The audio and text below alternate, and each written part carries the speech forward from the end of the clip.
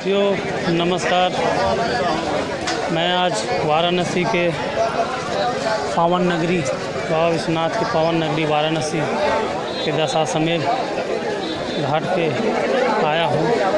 यहाँ से स्नानोपरांत मैं बाबा विश्वनाथ का दर्शन करूँगा। तो मैं सोचा कि आप लोग को भी यहाँ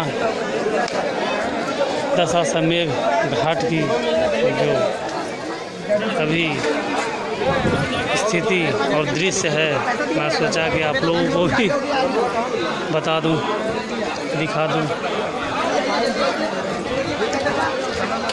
तो साथियों वो सब जो वहाँ देख रहे हैं, जो नाव नज़र पड़ रहा है, नाव पहले उधर कुछ दिन पहले तक वहाँ आरती होती थी गंगा जी की, लेकिन जो बरसात की वजह से वो सब पूरा पानी से पटा हुआ है।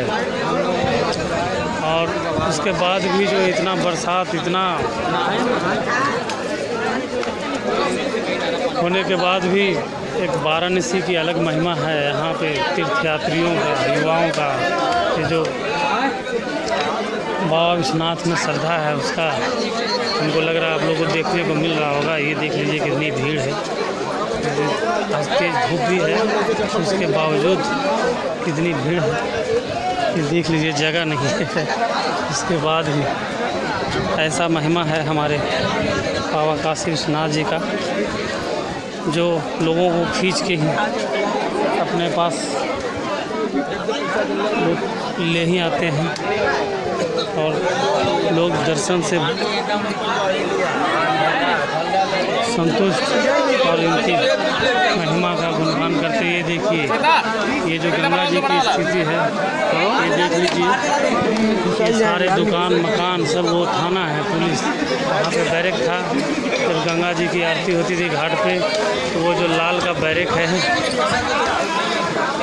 वहाँ पे पुलिस प्रशासन वगैरह रहते थे। इधर जो है घाट के इस तरफ का से ये देख लीजिए का पानी का स्तर, और उधर वो स्थिति वो किनारा है।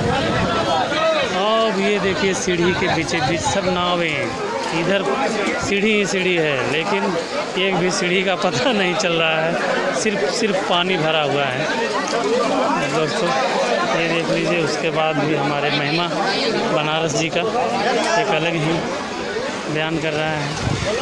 मैं सोचा कि आप लोग को भी यहाँ की संस्कृति, यहाँ की जो अभी की स्थिति है उससे रूबरू करा दूँ। धन्यवाद मित्रों, वाराणसी से मैं महेश यादव, थैंक यू।